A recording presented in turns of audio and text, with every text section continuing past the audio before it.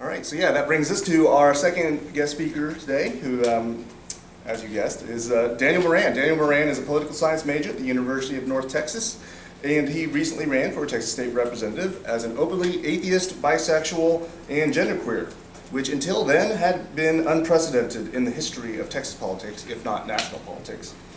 Daniel's campaign focused on causes such as women's and LGBT rights, separation of church and state, environmentalism, proper sex education in schools, and opposition to school vouchers.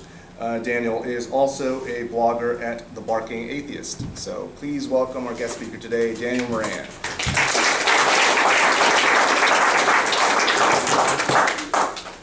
think you can get rid of this. I'd like to present. It's on here. Oh, okay. Unfortunately, I didn't have time to print off my speech, so you're gonna have to deal with my MacBook. No, I'm just. So again, yes, as Vic said, my name is Daniel Moran. I'm a father, or stepfather, a husband, a student at the University of North Texas, a candidate for public office, and I'm an atheist, just like you guys. I am the first openly atheist candidate for the Texas legislature, and yes, as Vic said, the first in Texas history. How I became a candidate is something Shayrah covered, and more I'll get into soon. But first I want to share something I found recently.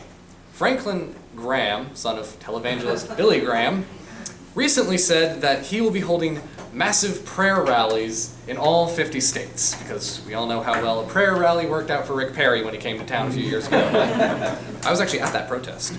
The prayer rallies will be in the months leading up to the 2016 presidential election, Hillary 2016, in hopes of mobilizing conservative evangelicals to vote for the right candidates because, quote, LGBT activists, abortion rights advocates, aggressive atheist groups, and others who ignore God's word are trying to shove their agenda down our throats. He also said that he'll be holding these prayer rallies because he wanted Christians to run for office at the local level, the state level, the federal level, to raise up an army of men and women who are willing to get into the political field and hold to biblical values. My question for him is, which biblical values? Whose biblical values? Yours, Franklin? What about the biblical values that say we need to help the poor? What about the biblical values about loving your neighbor? Maybe our foreign policy wouldn't have so many problems if we actually followed the words of Jesus in that sense. The far right is hijacking an entire religion in order to hold up their political agenda and justify their bigotry by cherry-picking and twisting doctrine. So please, Franklin, remind me of the verse where Jesus said, life begins at conception. Remind me of the verse where Jesus said gay people can't adopt kids. Remind me of the verse where it says students should be taught abstinence-only sexual education, I like to call it lack of sexual education, and forced to participate in school prayers at our taxpayer-funded schools. Because I can remind you of the many verses where Jesus said, if you want to be perfect, go, sell your possessions and give to the poor, and you will have treasure in heaven. Matthew chapter 19, verse 21. Now, putting the attempt at a theocratic right-wing America aside, Graham's words stuck with me.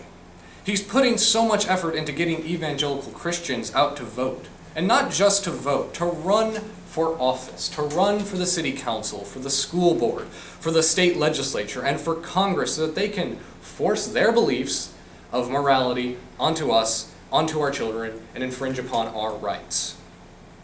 So why aren't we fighting back? Why aren't we doing something similar? Just on Tuesday, and I'm sure a lot of you saw this, the Pew Research Center on Religion and Public Life released the results of a massive survey, which found that what we in the secular community have known for years, that religion is slowly dying out. In 2007, 78%, nearly 4 out of every 5 Americans identified as some form of Christian, whether that be Protestant, Catholic, Mormon, what have you. I was a Jehovah's Witness actually at the time in 2007. Yes, I was a Jehovah's Witness, which we're actually not allowed to vote. See where I'm at now. I'm also not allowed to donate blood, and I do that regularly now. But anyway, and where are the unaffiliated? Where are the atheists and agnostics and nothing in particulars? In 2007, we were just 16%. Today, it's nearly 23%. We now outnumber every religious demographic in the country, excluding evangelical Protestants. And they're only 25% of the population. And these trends have no indication of slowing down, let alone stopping. Because we are also the fastest growing religious demographic. Non-religious, ironically. Soon the religiously unaffiliated, we atheists and agnostics and humanists will be the largest religious group, again, ironically the non-religious, in the United States of America. And this is news for celebration. More and more people are coming to the realization that you don't need religion to be moral. You don't need religion to have a fulfilling life, one that is driven with purpose by one's family and friends and community. But our work is not done.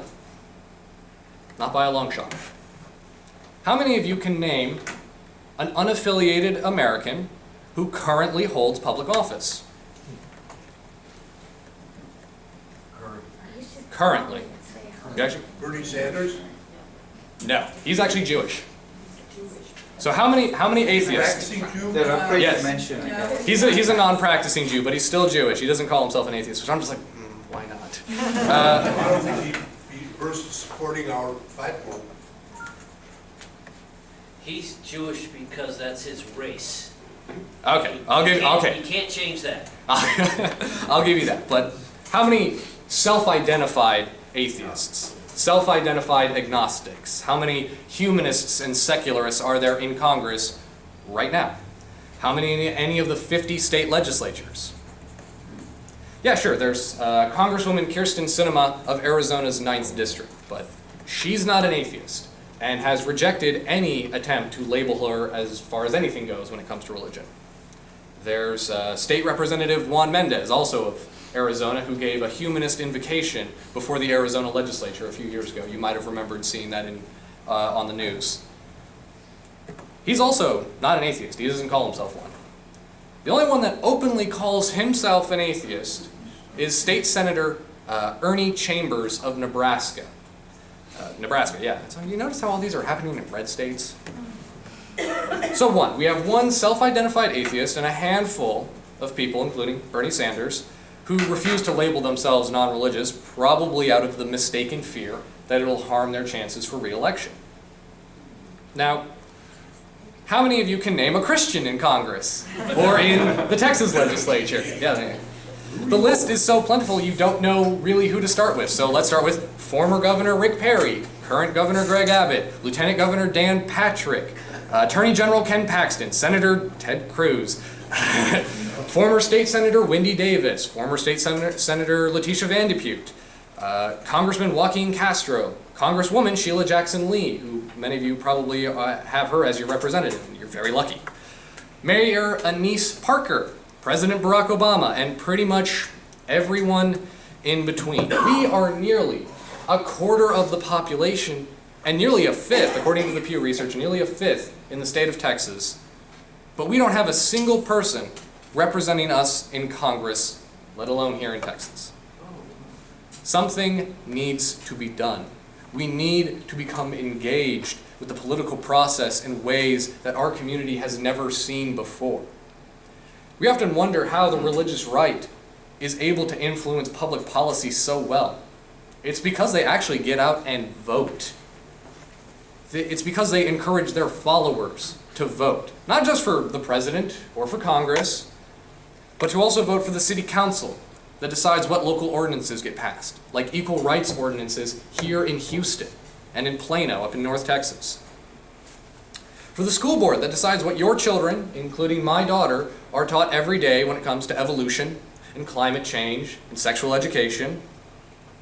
For the state legislature that is increasingly overshadowing Congress in its relevance to your daily lives because Congress can't get anything done. And not only are they actually voting in these elections, but they're encouraging their followers to run for office, as we can see with Franklin Graham and his call for evangelical Christians to run at every level of government, local to federal. These elections matter. I don't know how to stress this enough. They matter.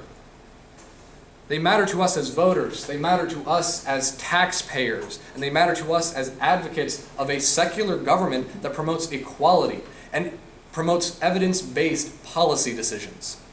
When we have mayors, like Flower Mound Mayor Tom Hayden, my mayor, declaring 2014 the year of the Bible, these elections matter.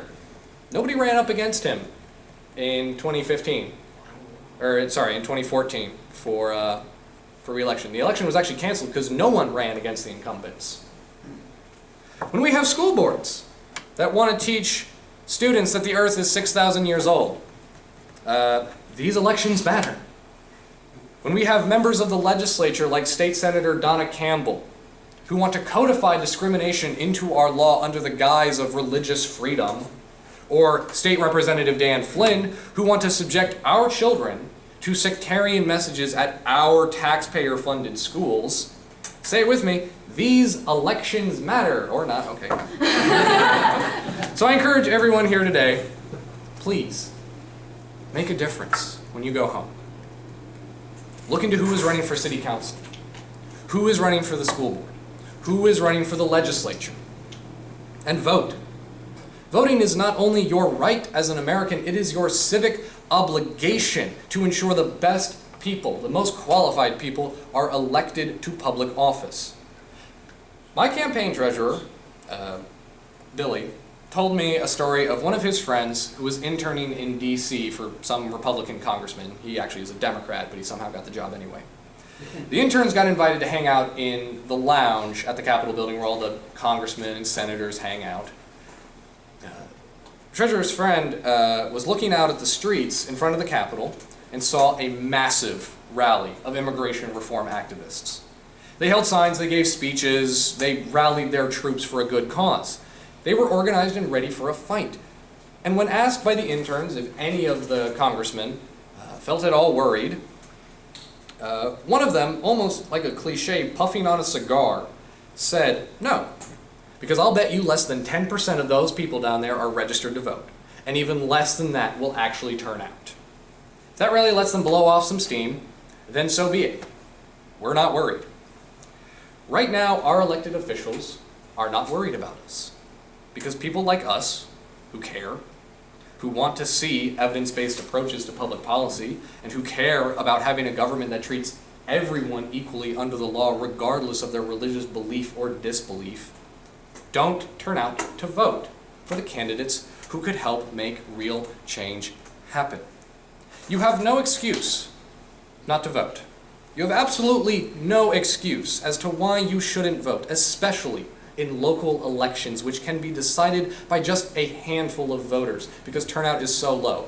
I bet you if all of you were, let's say you're in the same Houston district, you guys could turn an election any way you wanted if enough of you got together and voted for one candidate.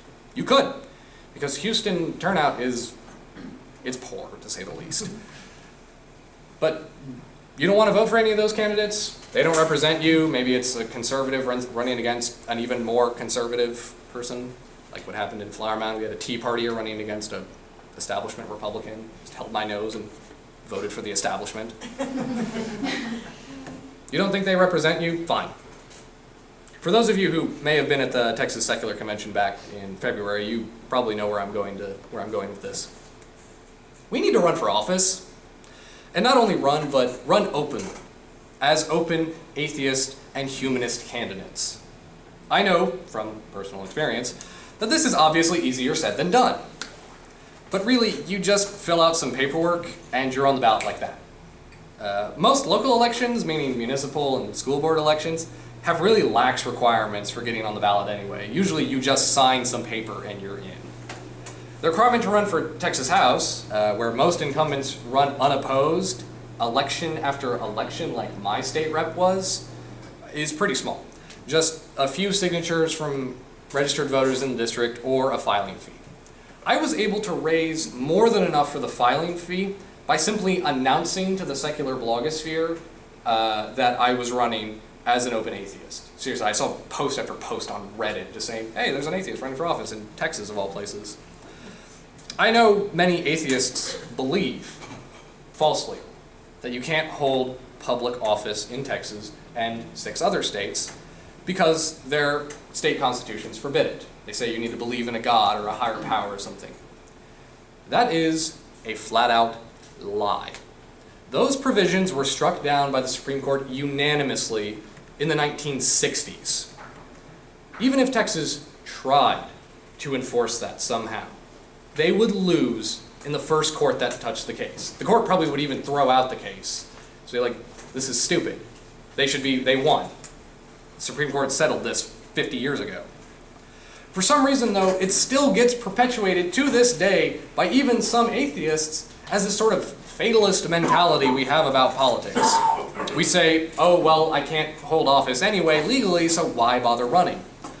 The religious right laughs at us whenever they see more atheists believe this nonsense because it helps them keep us, rational, secular people, out of office. To run for office, you don't need a war chest of millions or hundreds of thousands to run, especially a local race. It certainly helps, but it's not necessary. I started my campaign with the last $40 I had in my pocket just to open the bank account and managed to raise, by the time the election was over $10,000, outraising every Democratic candidate in the entire county. And that $10,000 was raised by people like you. I actually wouldn't be surprised if several people here donated to my campaign. I actually know Vic did. So thank you, Vic. Those donations, however small, made an enormous difference to the campaign. We were able to hire on people to go block walking and phone banking and buy yard signs and leaflets and pass them out around the neighborhood. We were able to run a functioning campaign on a shoestring budget. And you don't need a staff of hundreds or dozens to run an office. You don't even need an office. I ran out of my apartment. You don't need 10 people licking stamps and 20 people doing something else. You don't need an intern whose only job is to fetch you coffee. You really don't. That would be nice, though. I had Shayrah and a couple of loyal, dedicated people behind me, most of whom were Christians. They didn't care that I was an atheist. They were helping me because they believed in secular values as well, because they believed in reproductive freedom for women, because they believed in LGBTQ rights, just like I did. We cannot promote secularism, and I cannot emphasize this enough either. We cannot promote secularism by ignoring our allies in the religious community. When we were at the Texas Secular Convention, we had 2 headlining speakers. Reverend Barry Lynn, the Executive Director of Americans United for Separation of Church and State. Reverend, I have to emphasize that. He is a United Church of Christ pastor. And State Representative Donna Howard, both of them Christians, speaking at the Texas Secular Convention because they believe in secular values. My press secretary, a Christian, told me that she would work for a moral atheist over an immoral Christian any day. To her, that usually meant Republicans. You don't need to take a class on how to be a politician. There's no course you can take at the Learning Annex on how to run for office. You just do it. And that's how you learn. It's a challenge, sure. But when have we ever backed down from a challenge?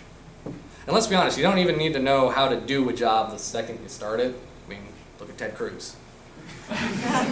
He's in charge of overseeing NASA right now. Oh, God is right. All you need to run for office is the will to make a difference. I made a difference by simply putting my name on the ballot to make sure my state rep didn't run unopposed for the 3rd election in a row. And no, I didn't win this time around. I wish I had. But there's always next time. I didn't win a seat in the Texas House to lend a voice for secular Texans. But you don't need to win every fight in order to make a difference. As we heard from Shayrah, the quote from Michael Jordan, missed over 9,000 shots. He's still the most well-known NBA player in history. I didn't win, but you don't need to win all the time. Civil rights movements all throughout history figure that out. Some of them learned it the hard way. Although I didn't win, over 9,000 people voted for me. Over 9,000 people voted for an openly bisexual, genderqueer atheist in Texas, in the town where the mayor declared 2014 the year of the Bible. Seriously. We got 23% of the vote, which, yeah, that was a lot less than we were showing. It was a bad year for Democrats across the board, unfortunately.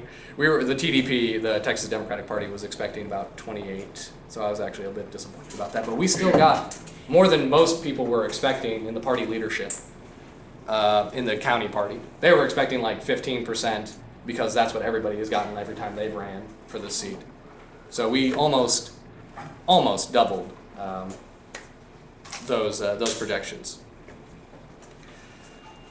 Now, if you don't want to run for office, or you don't want to run for office right away, because I understand it's kind of hard just being pushed into it, like I was, you can still help.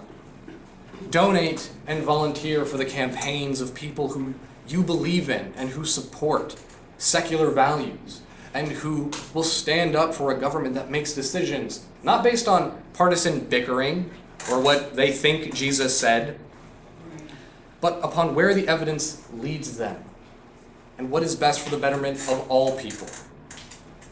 If we don't get involved, if we don't put the right people in office, then we are letting the religious right take over our government.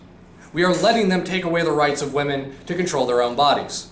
We are letting them take away the rights of the LGBT community to marry whom they love and to have equal access to jobs and housing and adoption. We are letting them take away the rights of students, our children, to have a proper education that prepares them for the jobs of tomorrow.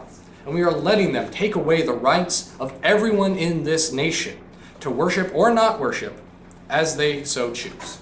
To quote President George W. Bush, "It is essential to this nation's future that we remember that the freedom to worship who we want and how we want, or not to worship at all, is a core belief of our founding. If we don't get involved, we are letting them defile the core belief of our founding. We cannot let this happen. We need to stand up. We need to fight back. We need to make a difference, and we can. If more people ran for office as open atheists, if more of us voted, if more of us volunteered and donated, the green stuff that you have in your pocket. So actually, this is actually the first cash I've had in months. I usually do cards. If more of us voted and donated to these campaigns that can make a difference, it would be impossible for either major party to ignore us any longer. No longer would candidates, even presidential candidates, be able to ignore us. Now being the second largest religious demographic in America, they would have to court us, just like they do evangelicals, just like they do Catholics and everyone else. They would have to listen to our issues and to our voice and what we believe in. We could make or break the campaign of the next presidential hopeful. And if we do that, we've already won. When I was at the 2014 Texas Democratic Convention in Dallas, every single candidate and office holder mentioned God or Jesus and ended their speeches with "God bless Texas," or "God bless America," including Houston Mayor Anise Parker, who said the Democrats were the party of faith, family, and freedom. Oh, really?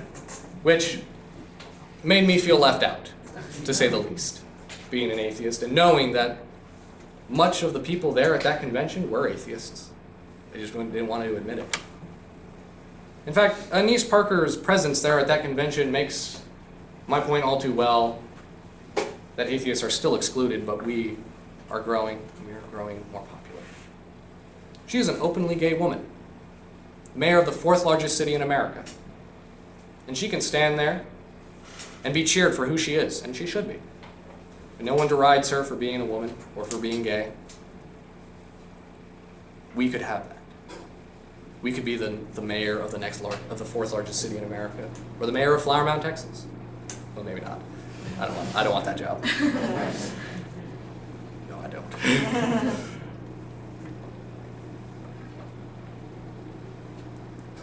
It was a constant reminder to have "God bless Texas" shoved in my face, even by an openly gay woman. It was a constant reminder that I didn't fit in, and that I would have to work harder than any other candidate. And I did. So instead of "God bless Texas" to finish this speech, let us actually work together. Work together towards and fight for a Texas where we no longer feel the need to invoke a deity to show that we care about our state or about our country, that we care about our fellow Texans, our fellow Americans, and our fellow humans across this pale blue dot we all call home. So instead of "God bless Texas," let our compassion and reason guide us towards a better tomorrow, not only for ourselves, not only for atheists and agnostics and humanists, but for Christians and Muslims and Jews and everything in between. A better tomorrow for our children, and for the future of Texas and the future of this great nation. Thank you.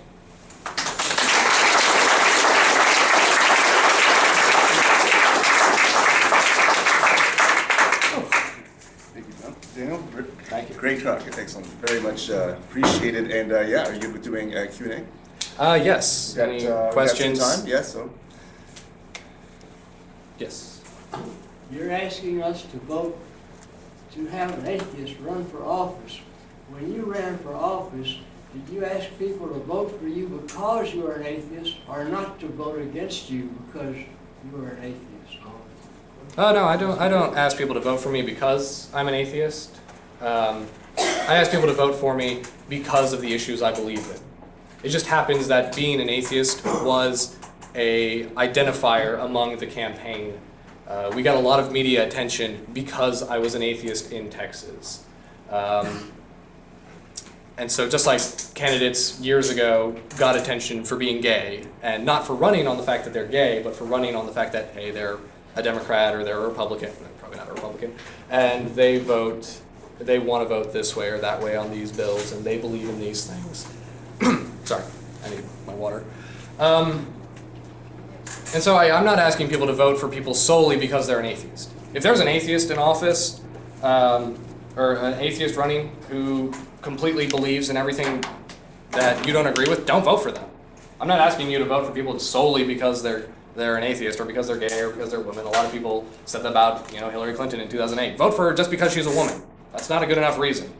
Vote for her because she believes X, Y, Z. And so I asked people to vote for me because of X, Y, Z, which was better roads, better schools, women's rights, LGBT rights. It just happened that being an atheist was an identifier for the campaign. And I also got a lot of attention for also being bisexual and genderqueer. I was in the Dallas Voice, which is an LGBT news organization. They covered me for their 30 Under 30 campaign. Anything else? Yes, you in the pink. I'm proud to be an atheist and a humanist, and I commend you for running for office. Thank you. I was in Costa Rica last month, and the hotel there was looking for an English language channel, and the only English channel was Fox News, which I normally don't watch. But they brought in Franklin Graham. They asked him about why Obama does not try to protect the Coptic Christians against ISIS. And Graham said, well, he went to a Muslim school, and his father was a Muslim, and that's why. But as a matter of fact, Obama had already said that he wants to degrade ISIS and destroy ISIS. So that's how they twist their news. They spent the whole hour making negative comments about Obama and Hillary, and that's what you're up against with Fox News. Well, as I said during actually Shayrah's talk, I almost was on Fox News once. At least that video that she showed, it was almost on Sean Hannity's show, but they chose a different town hall meeting to make fun of. But specifically, I know the story actually just got released, like right as I was finishing the speech, or at least writing it, that some high-ranking leader in ISIS actually was just recently taken out by American forces. So, Obama, I think, is doing a pretty good job when it comes to taking out ISIS. That being said, my personal views on foreign policy are, kind of the love your neighbor kind of stuff. If we had not gone into Iraq, ISIS wouldn't be there right now. That's just me. Actually, Bernie Sanders also believes that. I like Bernie Sanders, so. And it's Franklin Graham is an interesting individual, to say the least.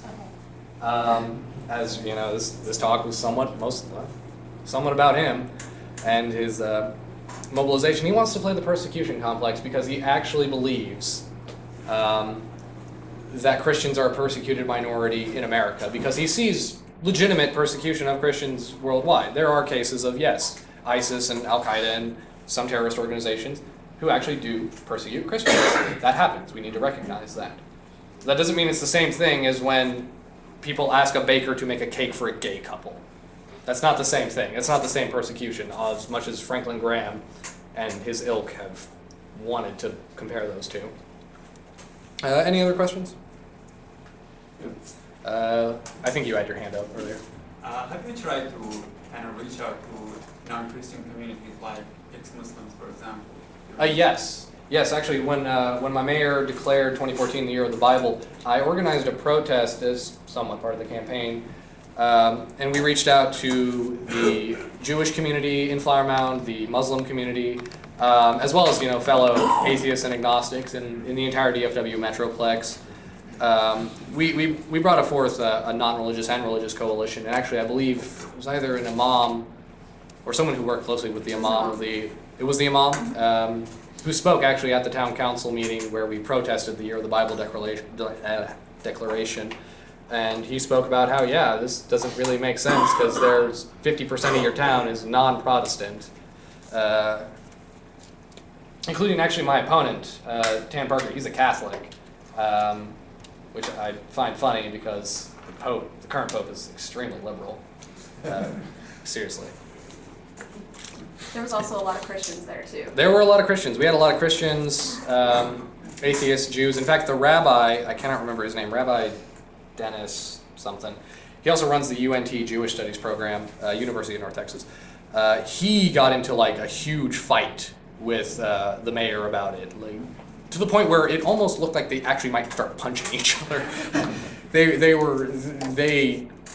bridges were burned after that. Tom Hayden really didn't do himself any favor with that declaration, and because of that, we were able to build a coalition of voters and supporters for the event and for my campaign who were ex-Muslim, ex-Jewish, and current Jews and Muslims and Hindus and the like.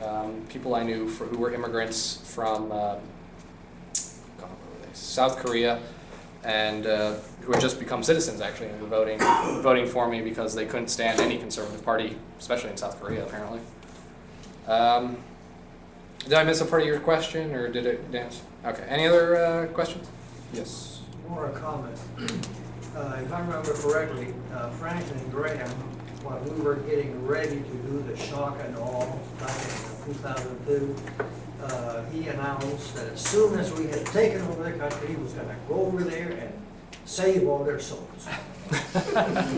That sounds like something he would do. I remember Ann Coulter said something of the American Taliban, something of a similar belief that basically we should go over there, kill their leaders, and convert them all to Christianity because that's what we did in World War II. Because the Germans weren't Christians.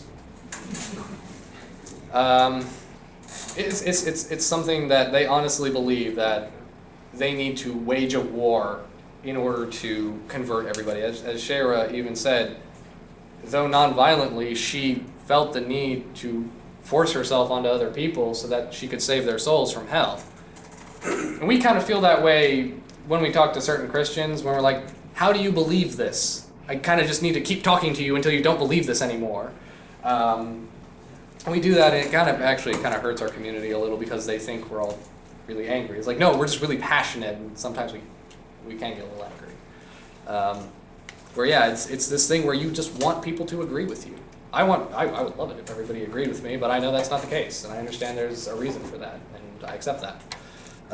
So I don't care if Franklin Graham is a Christian. I don't care if people in Iraq are Muslims. I really don't. To each his own. I would like it if everybody was an atheist, because I think it would solve a lot of the world's problems. Not a lot, but at least some. But I'm not going to wage a war and then immediately convert everybody to atheism, which I don't know how you would do. It's like, there is no God, believe me. I can't throw a Bible at you or anything, which actually that Bible was actually thrown at me once in high school. Because apparently talking to people isn't a thing anymore. Any other questions? Yeah, I'm familiar with GLBT, but you added a letter on the end of that. What is that? Q? Yeah. Yeah, so LGBTQ, lesbian, gay, bisexual, transgendered, queer. Queer is just more like an umbrella term that people use to talk about gays and lesbians and bis and transgender people. There's actually a much longer alphabet soup of the LGBT. I think it goes like LGBTQ, Q, P, I, A, which stands for lesbian, gay, bisexual, transgendered, queer, questioning, pansexual, intersex, asexual, and allies, referring to straight allies. It's like I'm sure there's more, but that's the most comprehensive list I've seen. But whenever I might say as a synonymously with LGBTQ or LGBT, I might say queer community. Being queer myself, it's just something people in the queer community kind of do. We just say that because it's easier than it's just more inclusive than saying the gay community or the gay and lesbian community, because there's bi people, there's transgender people who belong in that LGBTQ alphabet. Yes. I thought the Q in LGBTQ was questioning. It depends on whoever really says it. Like there's also GLBT, which they put the gay before the lesbian. I personally prefer the LGBT. It just rolls off the tongue more. It's also just more common to say. But yeah, questioning. Yeah, I've heard that interplaced with queer a lot. Any other questions? Yes. In answer to your earlier question, there has been at least one openly atheist U.S. congressman. Took me a while to remember his name, but it's Pete Stark. Yeah, Pete Stark of California. Yeah. I think Far he from. Yeah, California. just retired. Of course he was. Yeah, he was elected, I believe, either in the late 80s or early 90s. In fact, actually, now that I think about it, I think he was first elected in 1993, which was actually the year I was born. I'm young, by the way. I'm 22. Yeah, he lost in the Democratic primary in 2012 to a Christian.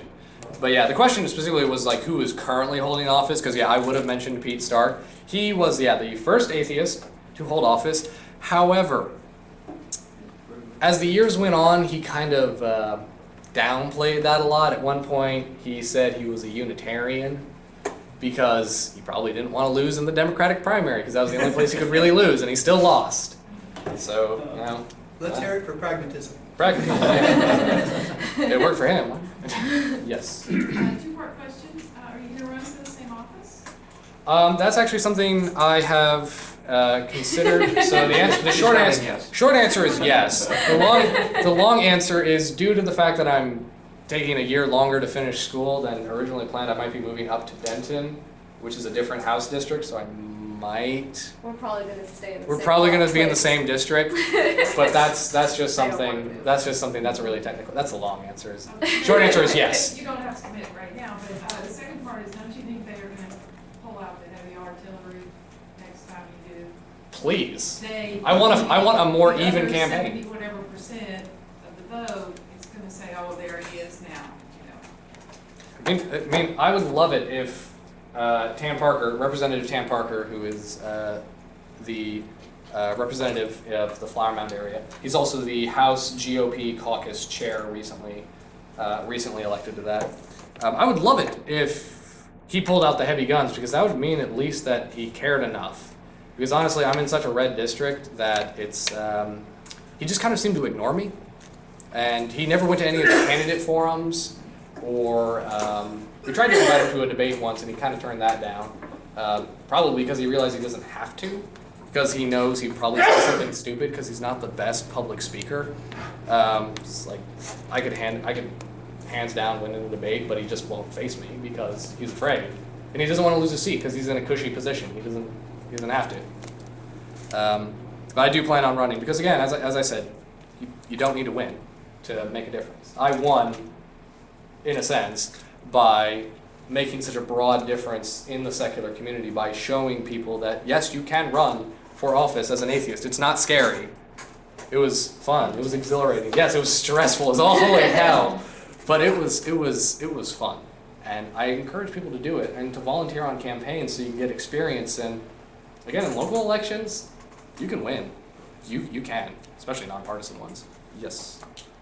Forget running for office, sorry. I mean, we have people that are afraid to come out as atheists for fear of losing their job and their family and taking a risk. Yes, that is. Volunteering on campaigns, so I'm thinking we need to That is start true. a little bit closer to home than running for office. It does. It is a privilege I have where I live in an area where, although I'm kind of You're stigmatized. not privileged. I'm stigmatized for being an atheist, but I'm able to be open. I don't fear losing my job. My boss knows. My boss is a hardcore conservative Christian. Hardcore. When I first met him, the back of his car was littered with like Romney stickers. In fact, I remember actually it was on Wednesday, actually, when I was at work. I put on a new bumper sticker that just said Texas Democrat. And he came up to me for something work, and somehow we got in a passing conversation. He said, like, I'm going to litter my car with more stickers that say, like, I'm a conservative Christian, down with the rest. And I was like, huh? Like, I would never in my wildest dream think that everybody who disagrees with me should be down or whatever, should just go away. Like that's something that I see with a lot of right-wingers in general, whether or not they're Christian, it's like, if you don't love it, leave it. Like, I love this country, but I love this country like an adult. I realize there are bad things and that things we need to change. I don't love my country like a child who thinks everything mommy does is perfect. That's what conservatives do. Liberals love them like a partner, someone you need to work with sometimes. Yes, Vic. How do you feel about Barney Frank? Barney Frank, first openly gay congressman. I like him. I like what he stands for. He is an atheist, but he never came out as an atheist until about a year after he left office. He said he was an atheist. I think his exact words like, I'm a pot-smoking atheist, on Bill Maher's show, Real Time. And so many people in the secular community, I remember just thinking, really? You're in a really safe district. You're openly gay. You just married your partner. I mean, a lot of media attention. You couldn't have been an open atheist? It's like he wasn't openly gay when he first ran for Congress. He came out later. Why couldn't he have just done that as an atheist? It's like, I like Barney Frank, but really? Anything else? Yes. How long did it take since you were pushed into office to the elections? How many months or? It was a little more than a year, actually, because I remember it was either September or October when that meeting happened, which, yeah, by the way, that picture is a horrible picture of me. And of Lisa Olsterholt. That was just a really bad photo in general because they used a crappy camera. I think it was done on someone's phone. That was about a year. I had about a month and a half to raise the amount of money needed to be on the ballot or to get the necessary signatures. I realized it would be easier to actually raise the money than put effort into doing worthless block walks in the middle of November when it's cold and nobody wants to answer the door.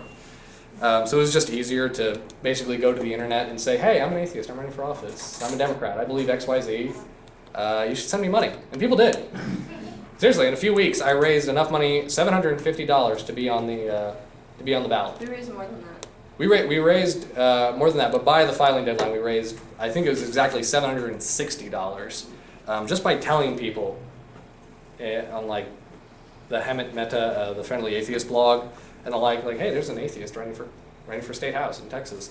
If you like his politics, vote for him, is what I believe Hemet said. And yeah, and all in all, we raised over $10,000, which, yeah, again, outraised every other all those Democratic candidates you saw on that screen. We outraised all of them. All of them. Which, by the way, some of them are atheists. They just don't want you to know. Yeah. I just want you to know that. There are people who are atheists in public office right now who have told me, personally, but they are atheists, or they're humanists, or something. They just don't want to admit it. So that would answer your question. You can still run. And You can still run. You can still win. You just kind of downplay the God stuff. I mean, personally, I think it'd be nice if we were more like England in its attitudes towards religion. It's like Ed Miliband, who's the former head of the Labour Party. He is an atheist. He almost was prime minister of a world nation, of a world leader, of someone who sits as a permanent seat on the Security Council, which, in case you don't know what that is, that's a very powerful position in the UN. Atheist. Godless heathen. Just saying. There are people all over the country. Francois Hollande, the president of France, agnostic. Nick Clegg, head of the Liberal Democrats in the UK, agnostic. There are godless heathens all across the world who are, mostly in Europe, unfortunately, who are in public office. And so I understand, yeah, again, to come back to your question of how it's scary, yes, I understand. The best way to get involved and to make a difference and to possibly to feel more comfortable coming out personally, I think, is just start telling people in private. I told my boss in a private conversation, he doesn't have a problem. He has every right to fire me just for being an atheist. He has every right to do that because Texas is a right-to-work state. Yeah. He has also the right to fire me for anything else, like the fact that I'm bisexual or genderqueer. But he doesn't because he likes me and I'm a good worker. So for the people who are in a privileged position, I think it's easier. But to specifically help on campaigns would be a great way. Even if the person you're helping out with is a Christian or Muslim or Jewish or whatever, tell them you're an atheist. Tell the candidate itself, like if you work on their campaign, tell them, I'm an atheist and I work for you because I believe in what you say, even though you're a Christian. I don't care that you're a Christian. They'll respect you for that. And if they fire you, you shouldn't vote for them anyway. They're bad people to begin with. Again, my press secretary said, vote. I'll work for a moral atheist over an immoral Christian any day. That should be our running mantra. Moral atheists over immoral Christians. So I think it's important that we tell these people because, again, as I said at the Texas Democratic Convention, there were atheists everywhere. I would run into them, and people knew who I was just because my name was in the news for being a candidate for office who was an atheist. And they would come up to me and say, yeah, I'm an atheist, don't tell anybody else. And they're like, and I'm just like, you really expect me to not tell people? Like, atheists made up a huge chunk of that convention. But they all, for some reason, cheered when, Wendy Davis or Anise Parker would say, God bless Texas. Because they're just like, they need to placate. I don't know why, because they're a huge chunk of the party. They really are. I understand not everybody here is a Democrat. I understand, but seriously, the Republicans aren't going to like you. They just aren't. Run as a Republican. See how far you get, because they won't like you. Democrats, I mean, the worst thing I've ever had from a Democrat happen in the party was one time on the campaign page, I posted something, I can't remember what it was. I think it was like a piece about an atheist group in South Carolina that wanted to volunteer for a soup kitchen and the church wouldn't let them. So I just posted about this on the campaign page saying basically this is nonsense. I remember I got an email a few days later.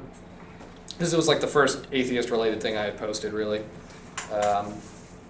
They're like, hey, from someone in the party leadership in the county, like maybe you should tone down the atheism. I've been hearing things that like people are afraid you're going to disenfranchise or you're going to alienate like your religious voters. And this is coming from two atheists. People who are closet atheists themselves are wanting me to shut up about my atheism. And I straight up said, no. Just because you said that, now I'm going to post even more. And I started posting just story after story of like atheist discrimination that I went through like 3 blog sites or something. It's like, oh, another Christian group doesn't want gays and atheists, and Boy Scouts still discriminate against atheists. And oh, look what these Christians did and said about atheists. I posted a lot of right-wing watch stuff. Just because they said, don't do it. So now I'm going to do it. But that's something I don't hear, Christians. Has never been told that you're going to alienate the straight voters. Never been told I'm going to alienate straight voters because I'm queer. Never been told that. But, you know, Christians are never told they're going to alienate atheists, which they do a lot.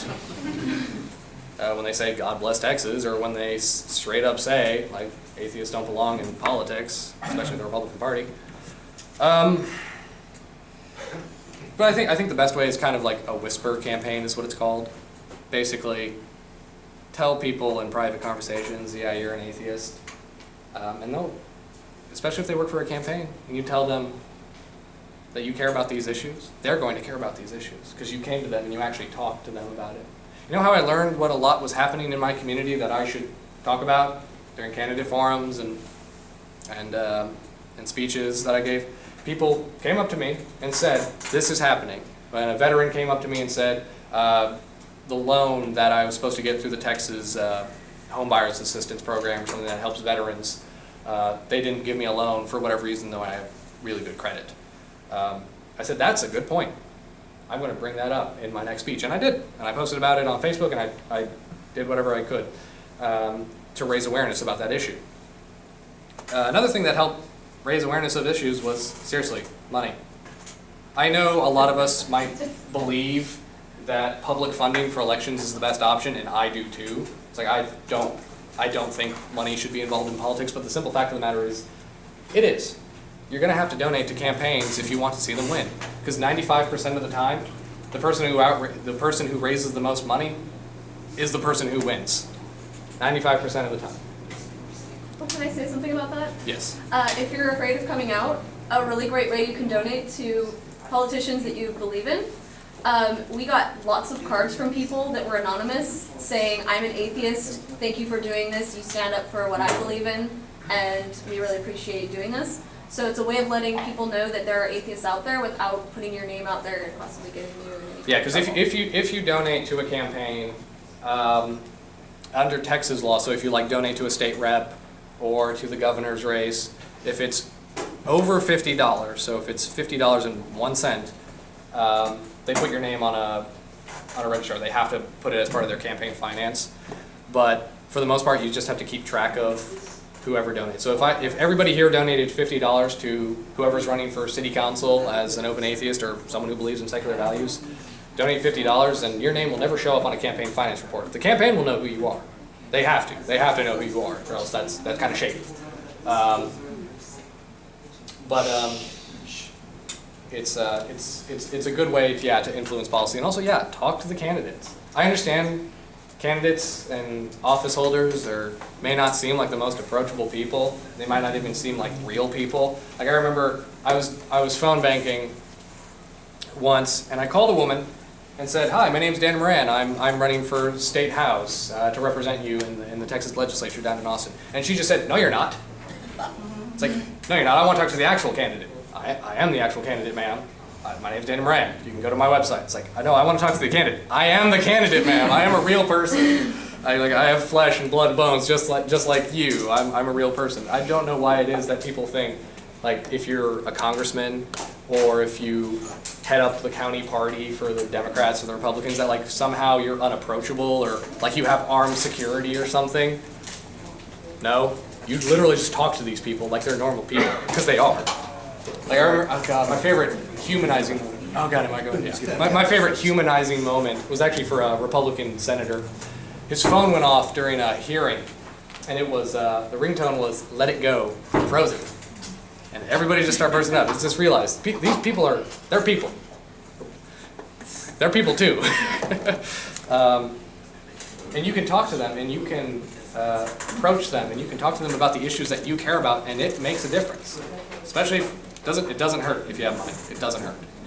That's the simple fact of the matter. But one last question, and then we'll. Actually, we really got to wrap it up. Okay. All right, but yeah.